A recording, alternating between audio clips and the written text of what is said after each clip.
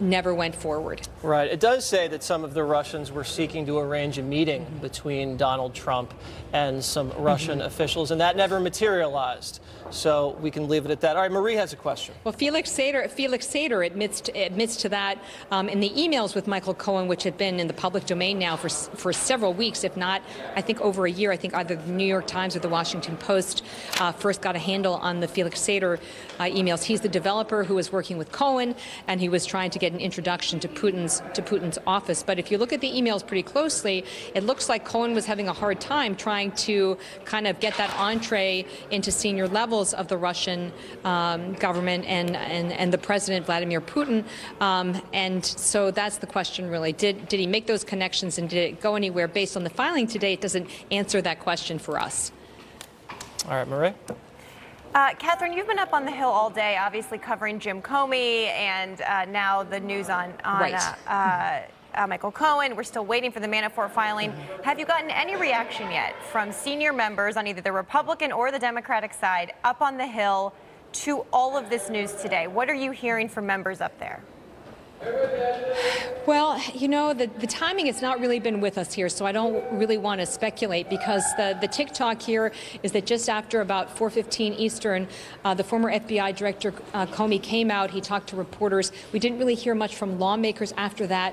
Most of them said they were waiting for the transcript to be made public. But what we did hear earlier in the day, and to emphasize that was before these filings were made public, is that they felt it was absolutely essential on the Democratic side the special counsel investigation be allowed to run its course. Republicans were not so much focused on the Mueller probe. They were more focused on, their core issues over whether there was special treatment for Hillary Clinton during the email investigation by the FBI, and whether there was abuse of the surveillance warrant process against the Trump campaign during the 2016 election. So I don't think timing was really with us on those issues today here on the Hill.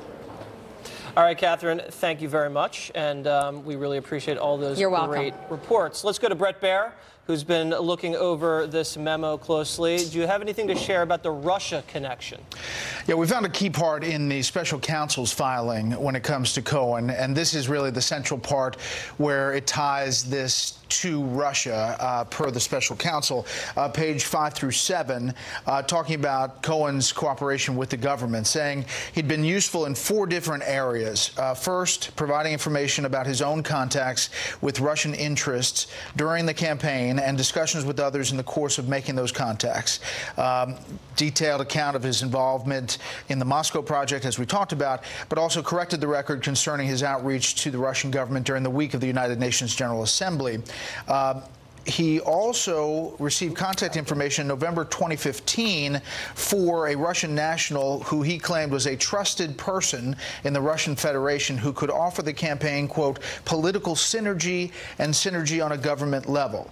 He, according to the special counsel, recalled that this person repeatedly proposed a meeting between individual 1, that's Donald Trump, and the president of Russia.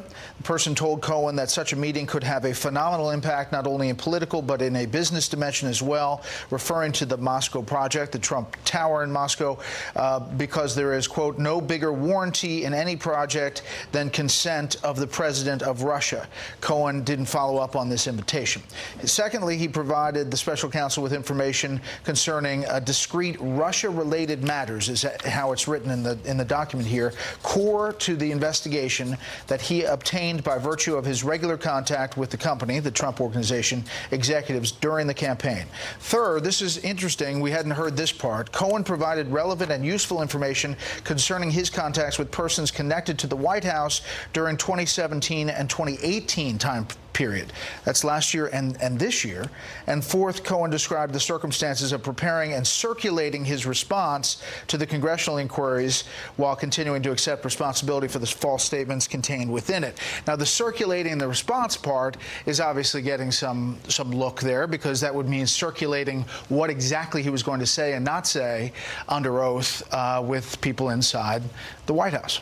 So that's a key part there. And then there's a footnote on page 4 that says Cohen talked multiple times to individual number 1, Donald Trump, about reaching out to the Russian government. So there you see encapsulated the Russia part of the special counsel's filing. Huh. Okay. Interesting. All right, Kennedy. No, you bring up a really great point, Brett. It is Kennedy, because, you know, obviously this is the thrust of the investigation. This is the reason there is special counsel in the first place, and it is the interaction between the Trump campaign and the Russian government, you know, trying to figure out if that non-illegal word collusion actually existed. And although this special counsel memo did a very good job of organizing it neatly into 4 distinct areas, you have to think that, you know, given that this is the crux of the investigation and this is the critical component, and if Michael Cohen had dealings in 4 different areas in regards to Russia, he didn't provide a lot of information, and perhaps the case involving Russia isn't very strong. We will see. Obviously, they don't detail all that evidence in this document, Kennedy. So it's, as I was mentioning before, going through the Southern District of New York and the special counsel papers at the beginning, the 40-plus pages, it didn't jump out. But then there was this section on Russia, which obviously directly deals with what the special counsel is tasked to do. We don't know what other evidence he has lined up from other witnesses. We really don't know how this all stitches together. But some of this they would not put in this filing unless it was leading to something, or perhaps there's some other element that we don't know about that they're going to come forward with. It does not tell us, Kennedy, as you rightly point out, that he's making the case that it definitively happened, at least not in this document. It says what Cohen told them. Greg. I'm overwhelmed by the amount of video of Michael Cohen walking that we have. Good job, everybody.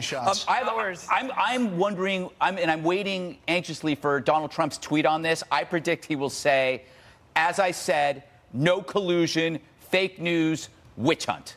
What do you think his response might be? I think it may be witch hunt, fake news, no collusion.